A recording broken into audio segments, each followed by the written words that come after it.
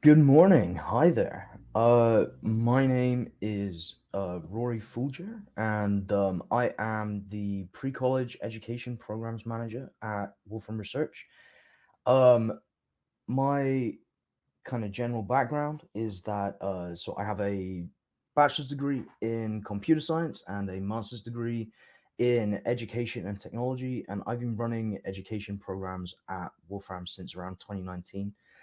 And today, what we're going to do is discuss the kind of ecosystem of learning and development opportunities for middle school, high school, and college students at Wolfram. And beyond the kind of overview of the programs and the potential pathways that students can take, we're going to discuss what they learn, how they learn it, and the reasoning behind our program design.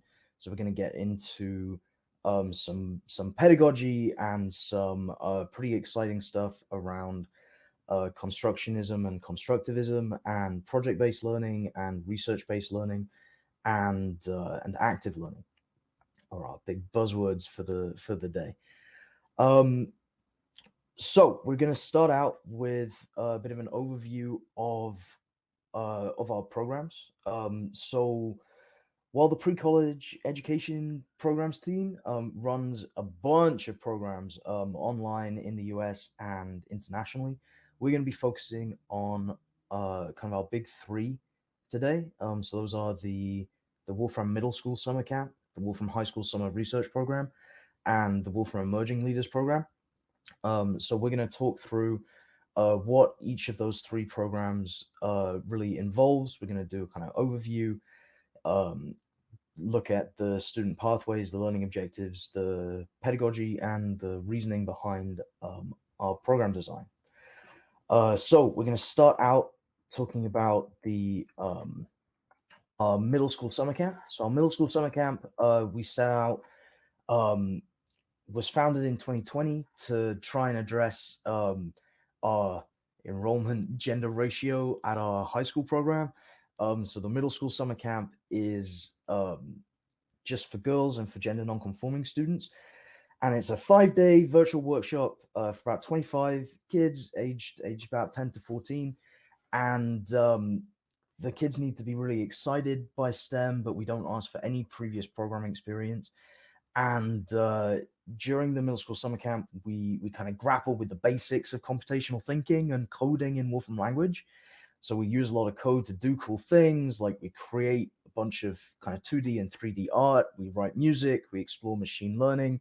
We create interactive content. We do a lot of really active learning. It's all online, so we do everything in kind of we have lots of small breakout groups where we have a very high uh, teacher to student ratio. So it's about 3 or 4 students per teacher that we have.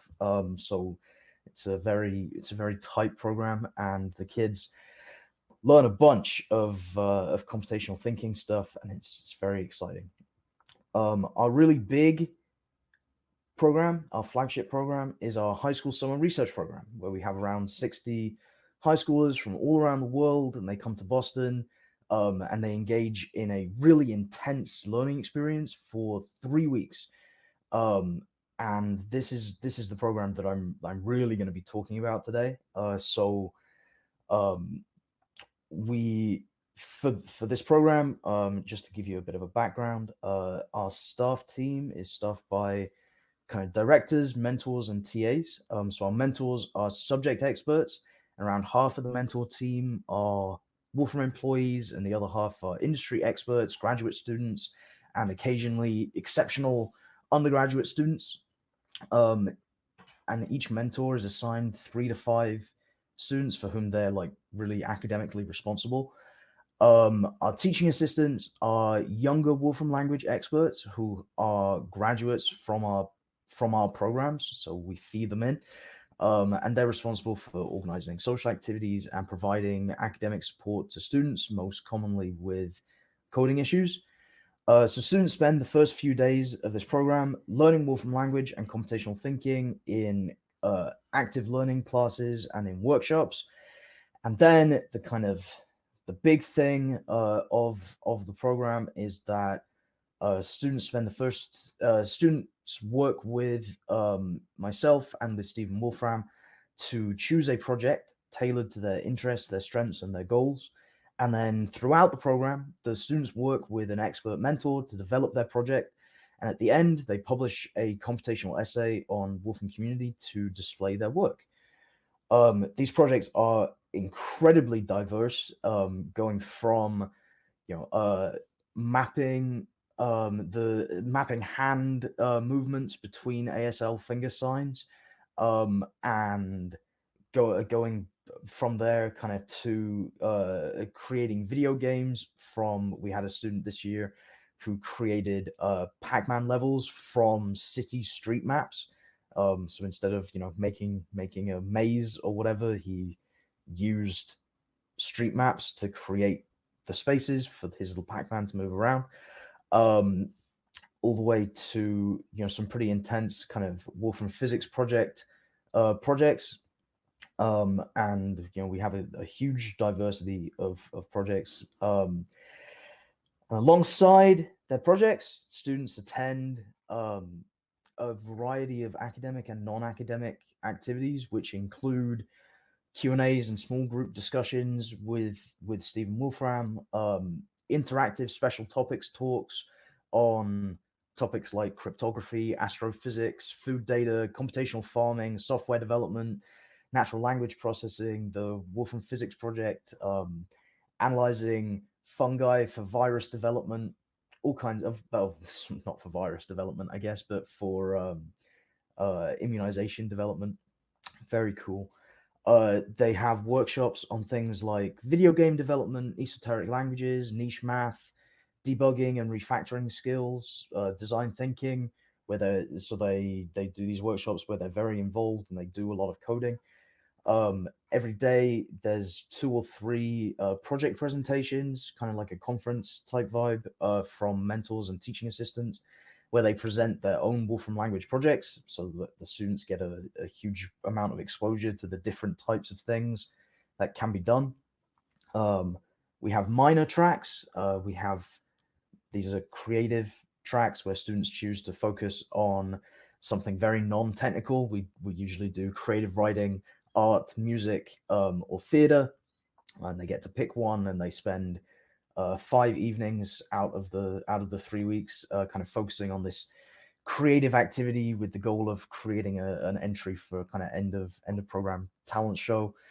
And then we have social activities that range from field trips to MIT, to chess tournaments, to basketball, to product design and entrepreneurship workshops, to debate stuff, to Dungeons and Dragons and murder mysteries and watching cartoons. And there's a lot of fun. So the kind of big learning objectives for the summer research program are learning computational thinking, learning to code in Wolfram language, and learning a huge amount of content for their project. So they choose their project content, and they learn a lot about that. Our kind of top tier program is the Wolfram Emerging Leaders program, which was founded in 2019 to help students extend their experiences from our summer programs.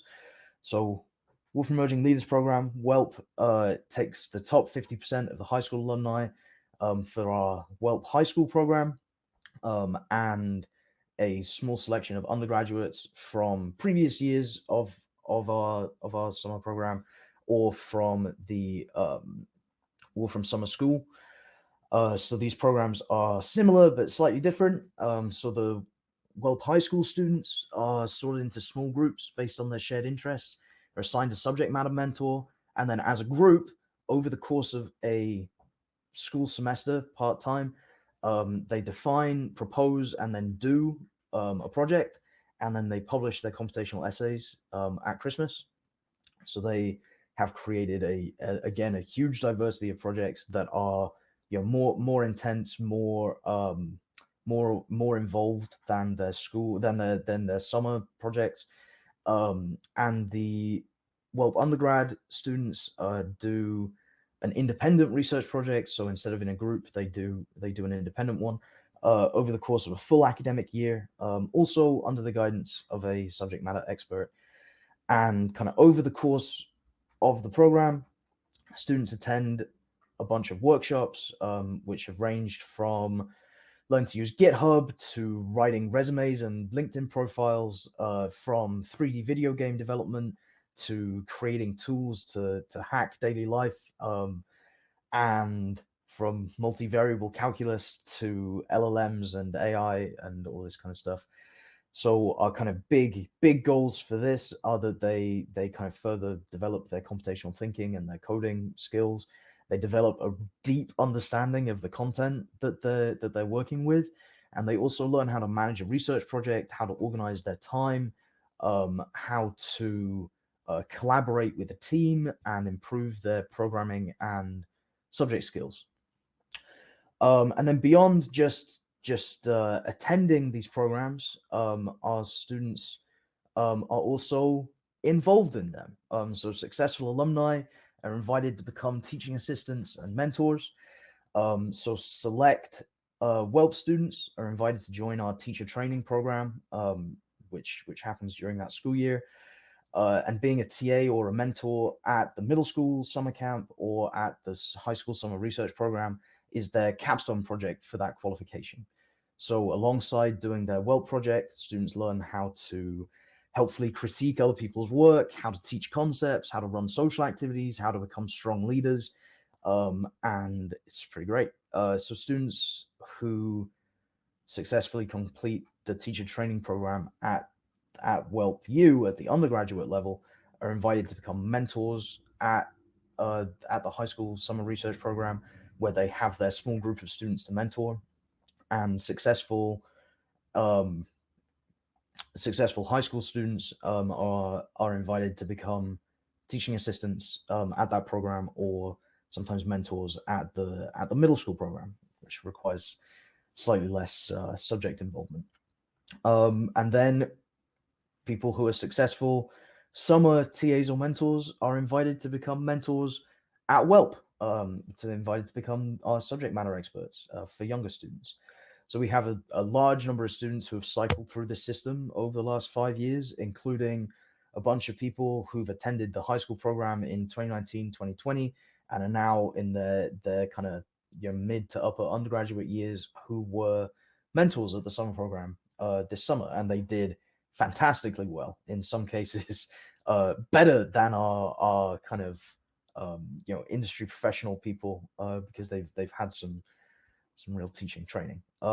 So just as a kind of just to show you kind of how your journey might go if you were involved in a program, you might attend the middle school camp as a student, then you might attend the high school research program as a student, and then attend the WELP high school program that school year, and then you might attend the summer program as a teaching assistant, or you might attend or you might attend the middle school camp as a mentor, and then you would probably attend the WELP high school version again, and then attend the summer program again as a teaching assistant. Usually you would do that twice. Then you would attend WELP U as a student once you become an undergrad. And then you might attend the high school program as a mentor. So get that bit of a promotion going on there. And then you might attend WELP as a mentor. You might do WELP kind of throughout that school year as a mentor for younger students. And then you can kind of keep repeating that as many times as you want. I've often told people when they're asking me, when they're trying to send their kid to the middle school camp, and they say, well, what can we do after this? And I'm like, well, if you give me your kid now, I can entertain them for the next 10 years, which is a pretty cool thing to be able to say. And then kind of beyond that, they become interns at Wolfram.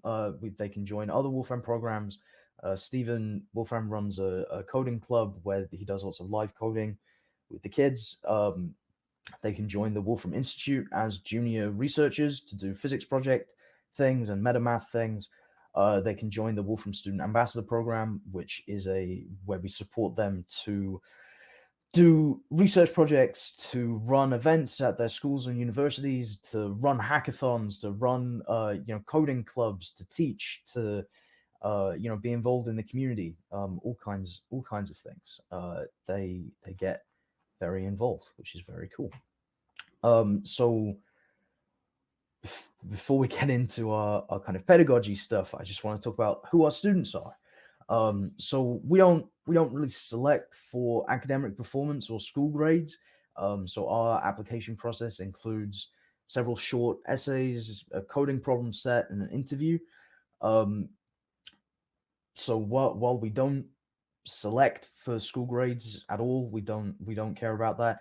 Most of our students are gifted and talented or have been accelerated in school. They're all very, very smart. And around 20% of our students have some form of learning disability. So usually ADHD, autism spectrum disorder, dyslexia, stuff like that.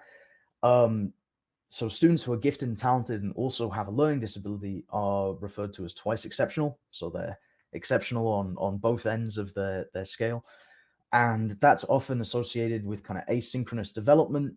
So being really good at something and not so good at something else. And also with lower confidence and lower self-esteem, because it can be a confusing way to exist in our traditional school system.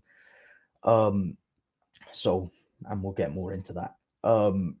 But students have to be demonstrably passionate and adept in any STEM related or STEM adjacent field. But because we acknowledge the kind of opportunity gap in STEM for a variety of reasons, be that gender or geographic or racial or economic or anything. There's lots of reasons why some people might not have as much opportunity for exposure to STEM.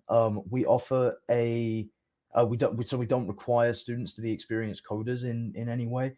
So instead, we offer a kind of 2-day pre-program workshop for students who haven't taken computer science classes before, where they're able to kind of take a shallower on-ramp to learning Wolfram language, where we teach them some more intro to CS skills there.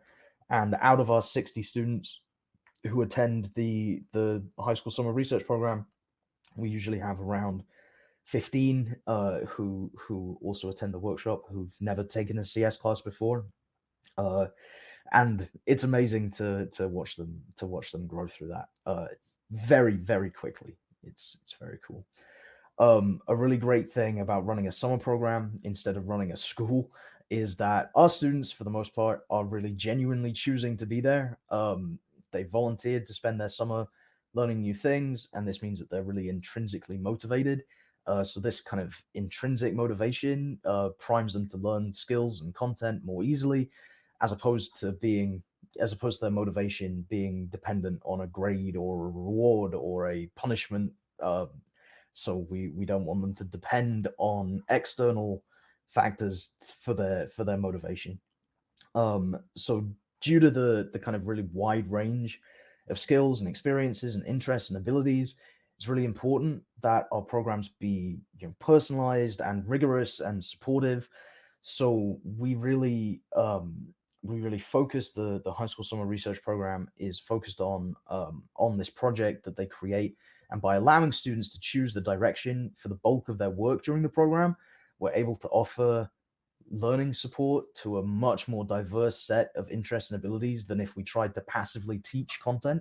Right? There is no way that we could teach actively teach the variety of content that these students learn to do their projects. We couldn't have a 3-week program that focused on biology, but also on physics and also on math and also on digital humanities. It's just not possible to pack all of it in. So instead of doing that, the kids get to pick their project. They get to really focus on their content that they're motivated on, that they're motivated by, and we step back slightly from that. and help them to learn the content rather than teaching it to them. Which brings us to our um, our research informed pedagogy. Um, so, and we before we move on to that, I had a question in the chat. Um, Asking how the giftedness assessment is done, if there's any formal testing, and if the disabilities kind of require any medical records. So we don't get any, we don't ask for any information from their schools or for assessing their giftedness. We experience their giftedness in meaningful ways rather than needing to assess it. So we um, in their application we have them write essays and do an interview and complete a coding problem set in Wolfram language, which 99% of them have never touched before. So we get a kind of uninterrupted baseline for that. And that means that it's pretty easy for us to assess whether a student is going to be able to cope in our pretty intense environment. And for disabilities, we don't ask for any doctor's notes or anything. Parents have the ability to um, tell us any disabilities that their kids had and request any accommodations that their kid might need. So that's how we get that information. And then we make a lot of effort to make sure that our students with disabilities are supported in various different ways. Our most common, like I said, most common disabilities that we have are ADHD, autism spectrum disorder, and dyslexia, and we have various ways that we work with those kids slightly differently to our neurotypical students, which we can talk more about if we want to towards the end. But yeah, great question. Thank you. So now that we have an understanding of the kind of range of programs that we offer, let's talk about the pedagogy. Talk about the how we design this curriculum, how everything works, why it works. So yeah, so we're going to be focusing mostly on our the high school summer research program, which is, as we said, our kind of flagship program. We have our 60 kids who learn Wolfram language and do a project that is designed. The project is designed by myself and Stephen in collaboration with each individual student, and at the end they publish their computational essay on Wolfram community, and they have written a whole essay. They do a whole research project, which is very cool. So at WSRP, the Wolfram Summer Research Program, students benefit from a meticulously designed curriculum which offers support and freedom on kind of both ends of this spectrum. So it's a very learner-centric program rooted in social constructivism, which we'll get into in a moment, and it's designed to meet a bunch of kind of hidden curriculum goals.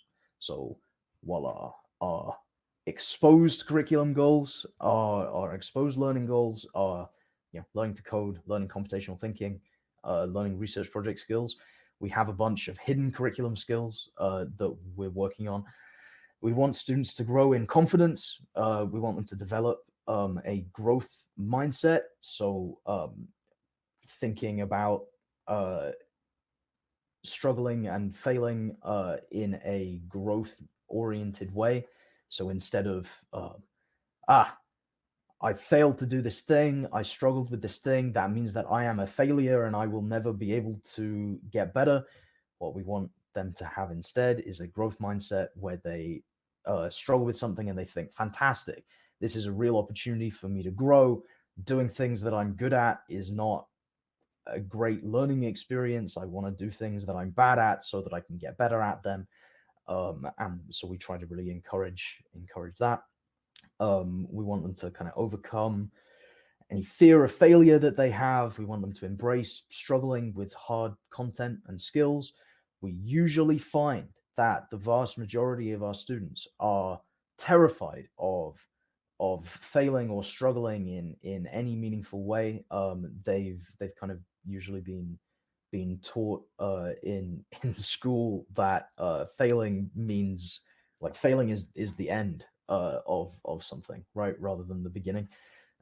So they failed, so they got a D, they got an F, they aren't allowed to take the next class, they're get in trouble with their parents and their teachers, and so they've really been, and they're also, everybody is rewarded for getting the answer right first time. And the longer it takes you to find the answer, the less smart you are. But what we want to encourage is, the longer it takes you to find an answer, that means that you've chosen a hard problem, and that's fantastic. And that means that you're going to learn infinitely more skills than if you had picked an easy problem. We also want to strengthen their self-efficacy and self-concept. So the self-efficacy is how a person views their own ability to perform tasks or to meet goals.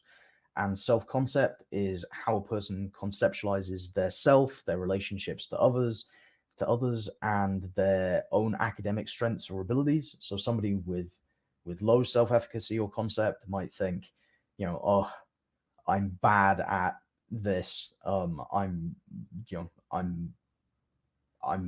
bad at making friends. I'm bad at math. All of this kind of stuff, and we want to strengthen these things to where they think that, I'm good at learning from my experiences. I'm good at finding out information. I'm good at asking for help. We want all this kind of stuff.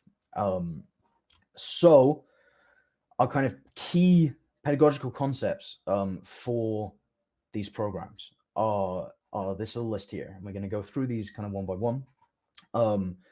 So social constructivism is everything that we do in our education programs is rooted in theories of social constructivism. And social constructivism is a big learning theory that posits that learning happens when a student constructs new knowledge in their own mind. And that happens when they interact and collaborate with other people. So, for example, when you sit down with a child and you read with them, you read to them, you're pointing out words, you are helping them to construct in their mind language models and storytelling. So they're learning from that interaction. They're learning from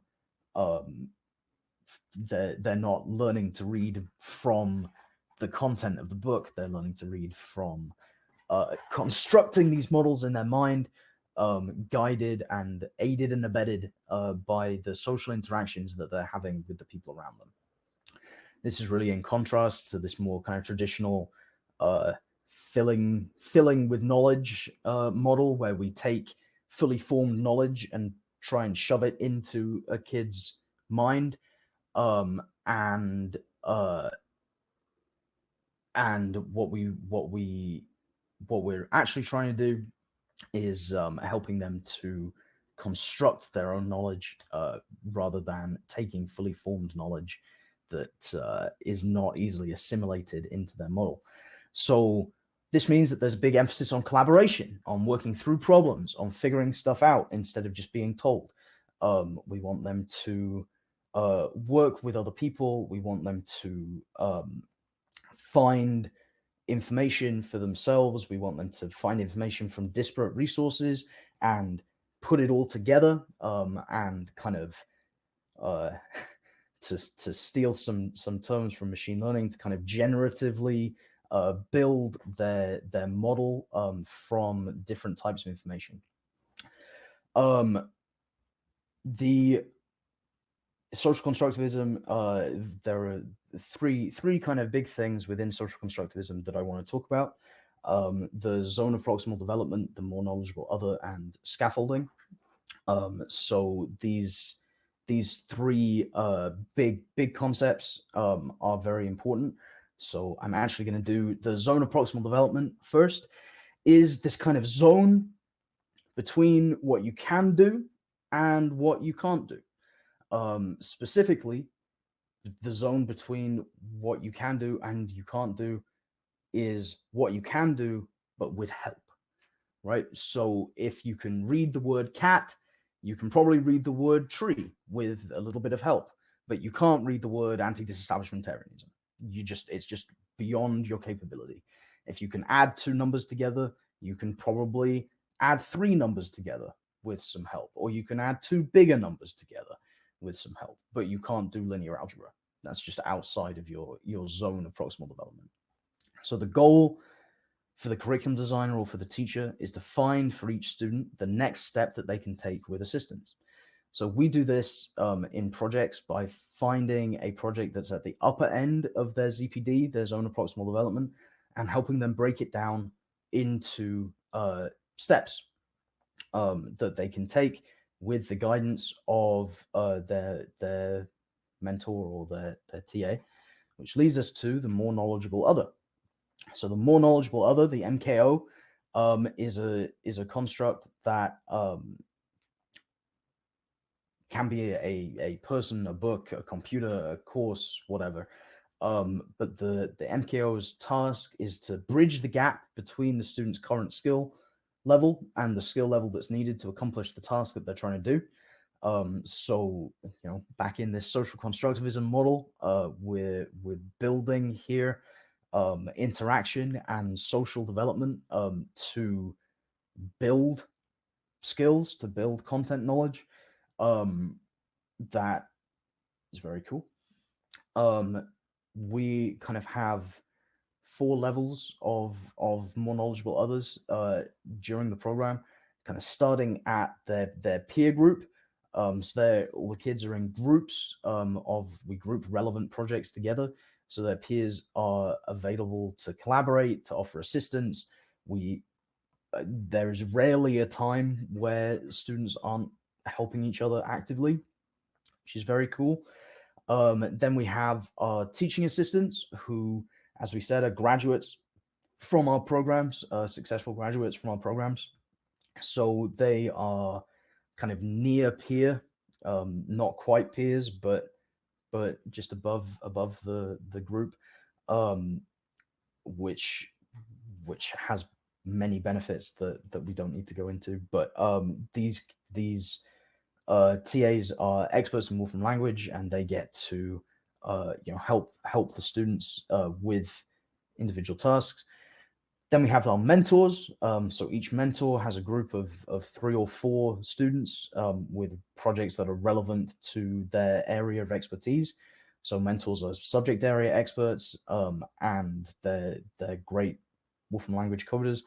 And then we have the director team, who are experts in project development, in research, in Wolfram language, and in their own content area, although that's less relevant because they don't necessarily do content mentoring.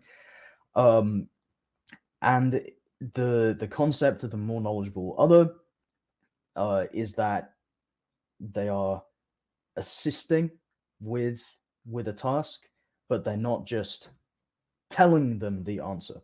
So we need to be really careful with how much help we give students. So if they come to us and ask us a question and we tell them the answer, I view that as a failure of our staff team. So what we do instead is that we help them find resources. We ask probing questions to try and figure out what the kind of question under the question that they're asking is. And we help them find resources to solve it by themselves, or to solve it with with somebody else. We is a firm rule in our staff training that we never tell a student the answer to a question. Um, an academic question. We'll tell them where the bathroom is. But yeah. The kind of next big thing is scaffolding. So scaffolding is about building curricula around the slow withdrawal of support. So students learn from interaction with the teacher and from their peers and being given adequate support for a new skill. They also learn from not being given help. So what we want to do is set them up with tasks that are at the right spot in their zone of proximal development, that they need less and less help as we move through our curriculum. So we use scaffolding most during our intro to Wolfram language curriculum in the first few days, where we start out explicitly teaching a task and then students solve problems relevant to that task, uh, and relevant to the tasks that they learned earlier, and each task becomes increasingly complex. And then they move on to doing explorations, workshop things, where they're given a larger task with fewer instructions. So let's just look at a couple of examples of that. Um, so uh, early on in the curriculum, we might talk for 10 minutes about how to define a function in Wolfram language. And so we might say, okay, now that you've been talked at for a couple of minutes on how to define a function, um, now define a function that takes an image and blurs it. So we give them an explicit instruction, and they go away for a few minutes, and then either by themselves or in a pair or in a group, depending on how they prefer to work, they solve this mini problem. They do this exercise, um, and then later, uh, a few hours later, usually, they'll be given an exploration. And explorations are things like this, where they are told, build a classifier that takes an image and decides whether it looks closer to Harry, Hermione, or Ron from Harry Potter. So just create a classifier that looks at new images and guesses which category they belong to. And these are all the instructions that they're given. So use the classify function to sort images. This is how you import images. Create a classifier. Um, get images in different ways. Build a mini interface, and just do it. And they're given, a kind of extended period of time to do that. We have about 15 of these kind of mini projects that they can choose which ones they work through, so that they can practice different skills that they're more interested in. And so they're given this task with fewer instructions, and then there's peers and TAs and mentors walking around to have questions asked of them. So this kind of scaffold of slow withdrawal of support makes it makes this a social constructive environment. The kind of next big thing is active learning. So during our class time, I really minimize teacher speaking time to no more than 10 minutes. I prefer to never speak for more than 10 minutes. And students are actively engaged while I'm talking. They'll tell me what to write next in my code. They shout out answers. They ask questions. They are highly engaged throughout that experience. And then after each 5 to 10 minute teaching block, students work on a small set of problems that are designed to allow them to practice that skill that they were just taught, in combination with skills that they were taught in previous little blocks of teaching. So it all builds, this thing builds on this thing, builds on this thing. And it's all highly active, where they are doing things, they're learning by doing, which is fantastic. And that is during our class sessions. During their project time, we get even more um, intense with our kind of independent stuff. So many of you, I assume, have heard of project-based learning. Research-based learning is a slightly less common thing because it's slightly more difficult to manage. But we do research-based learning designed around a project. So that's the vibe we're going for. Um, so the computational essay, if you haven't seen a computational essay before, these are interactive kind of essay slash research papers where you have text and code inputs and outputs that are often interactive that people can use, and they are publishable, shareable, all this kind of stuff. And students, as part of this summer program, write a computational essay about their project where they explore the content, they explore the code that they've written, this kind of stuff.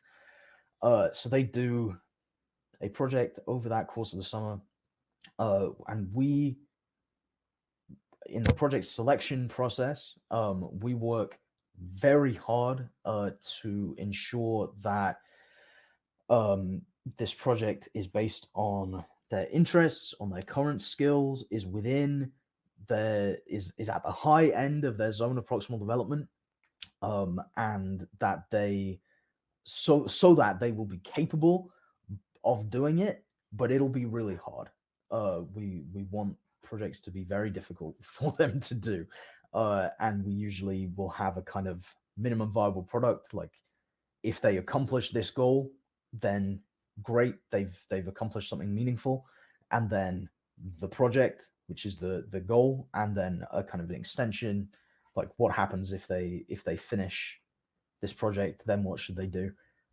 We usually have some extension ideas for each project, and this takes a long time. We usually spend about around an hour choosing a project for each individual student, including we spend a lot of time before the program coming up with potential projects, many of which don't end up happening because the kids have different interests to the ones that we predicted. So we spend a lot of time coming up with a project and matching this project, and the students are involved in that selection process. We don't just hand them a project and send them away. They hang out with us for a while to talk about what they're interested in, and then once we've kind of allocated them a project, we talk to them in detail about what they think, if they want to change anything, all this kind of stuff, and then they're matched with a mentor who becomes their mentor throughout the program. And the mentors have groups of 3 to 5 students, most often 3, and all of those students are kind of have relevant projects to each other, so they get a nice little academic peer group to work with. So that's what we do. Let's talk about the kind of the theory behind that.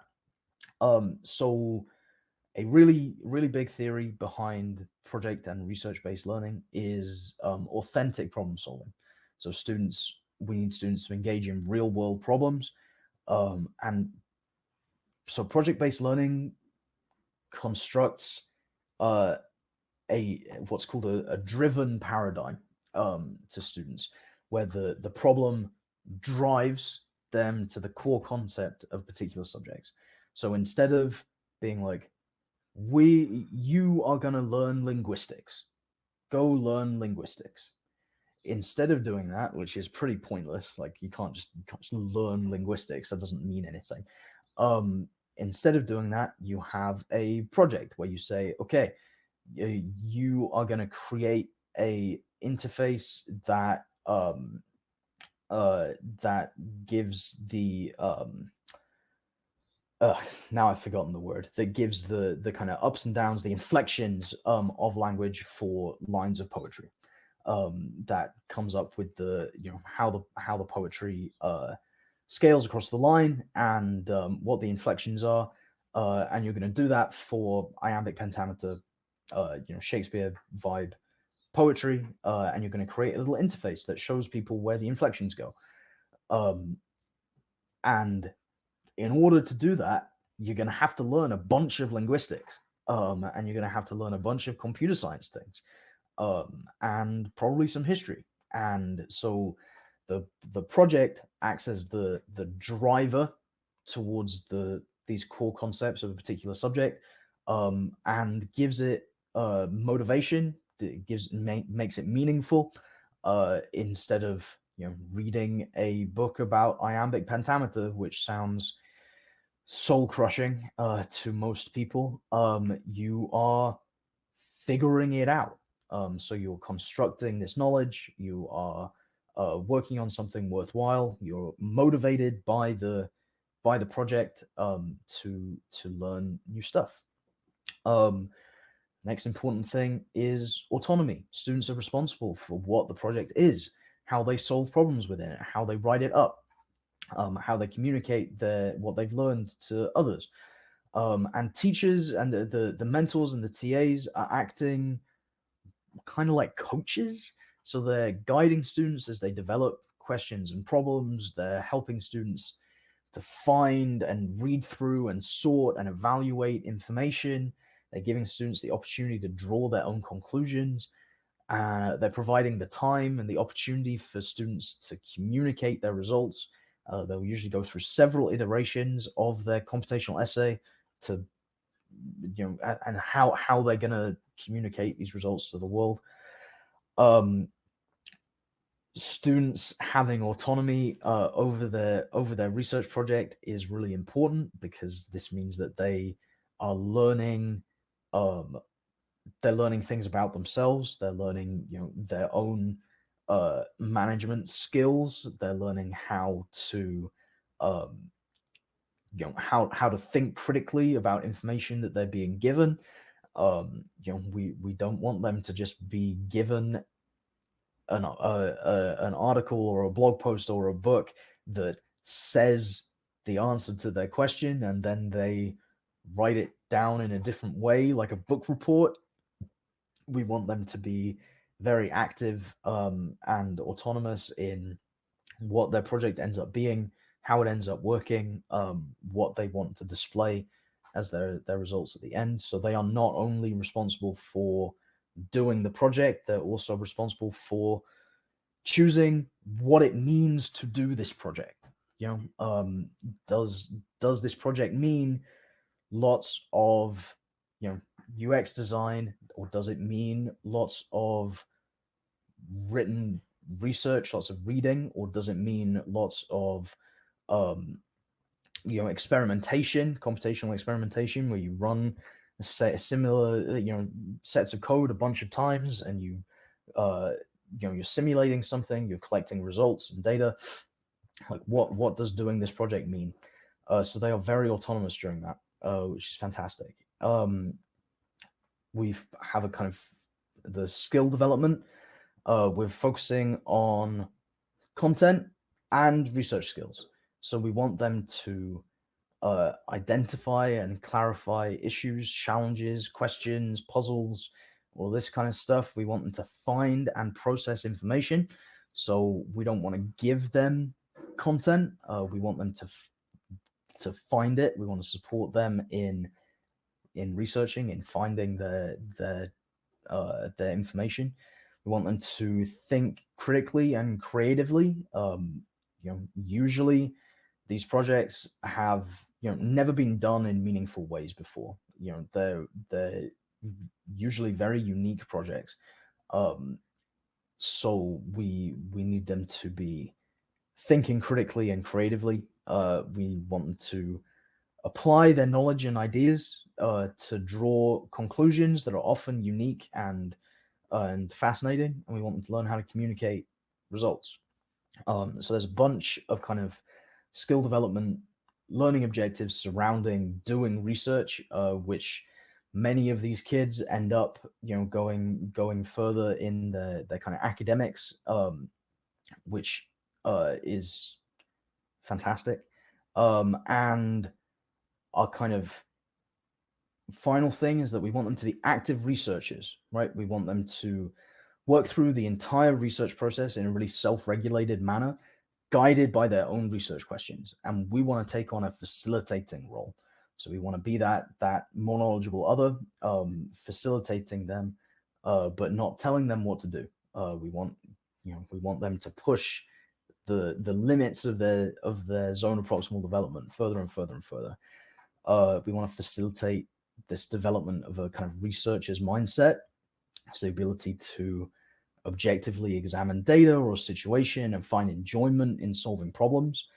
We want them to gain in what we call affective motivational gains, which means higher tolerance for obstacles, desire to learn, increased disposition towards working with ambiguity, higher research self-efficacy, wanting them to think that they are good researchers, that they have skills.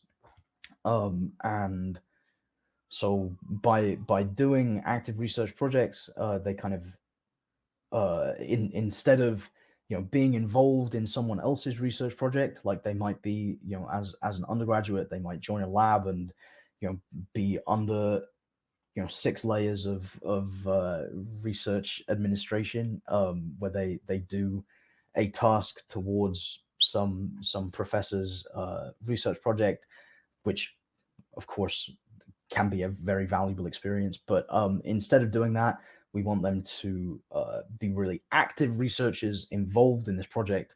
They are the leader, which is very important.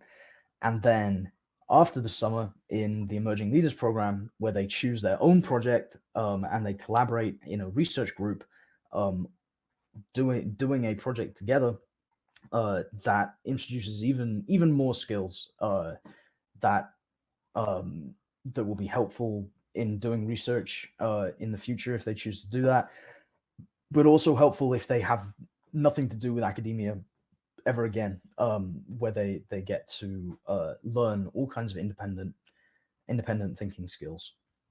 The big question though is, does this work? Is it valuable? Hopefully.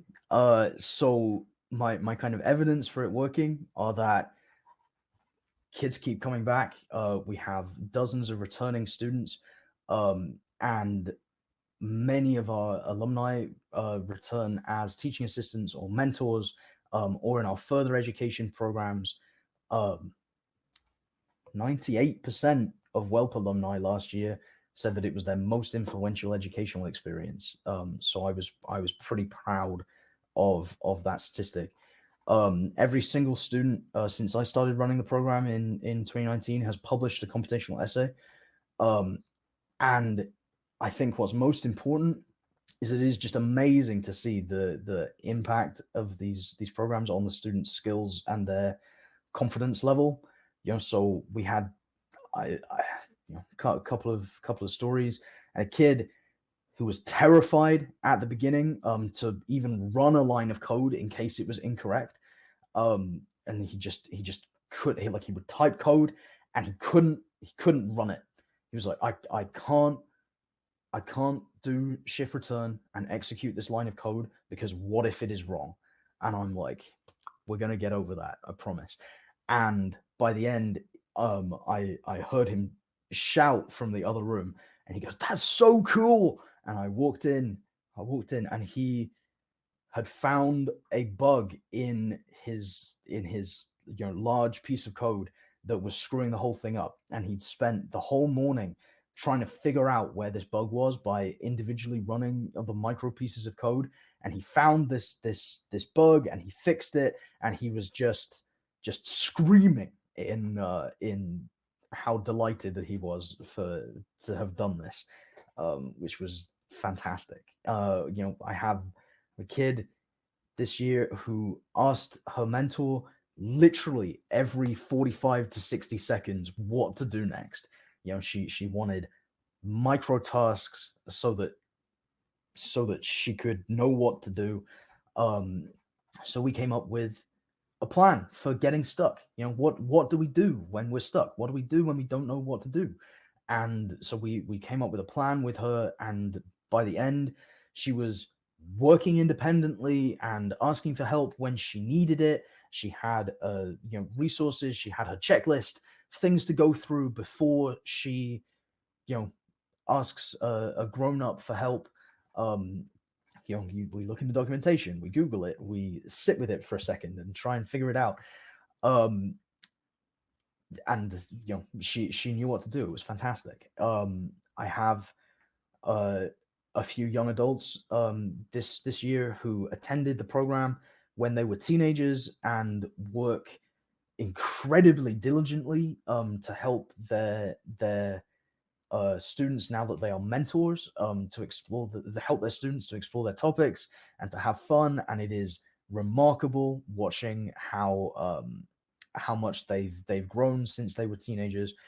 Um, Most importantly, just in general, we have all of these kids who are now able to keep failing and struggling and then picking themselves back up and keeping going with the stuff that they're doing. They're able to just to really grow within their content and their skills. And I think that this kind of program where we have them be active learners, active researchers, instead of trying to instead of focusing on us being good teachers, we focus on them being good learners. I think that's really helpful in developing these kind of skill sets.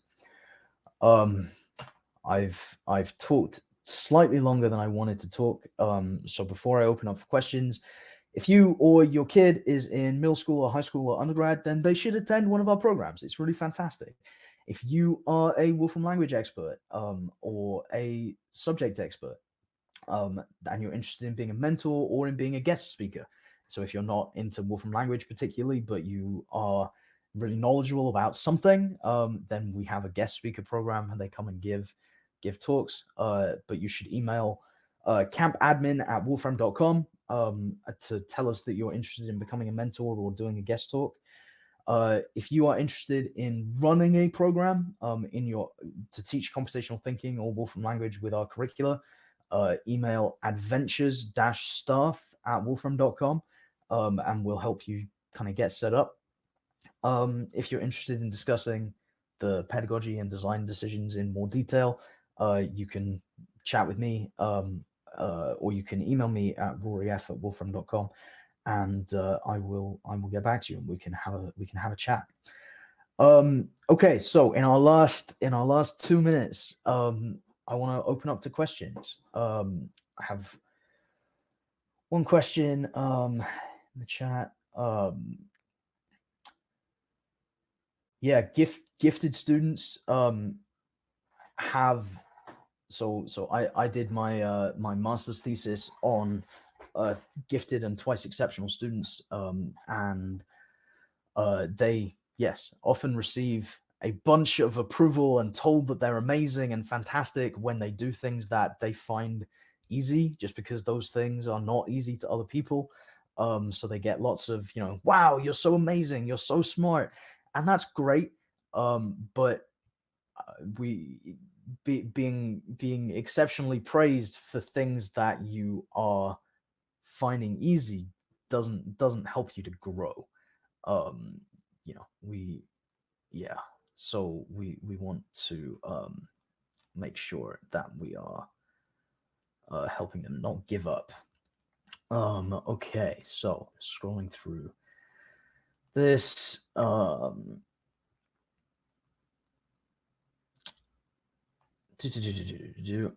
Yes, there are lots of other kind of theories and pedagogies that we do incorporate, though the the white box black box thing, we do do.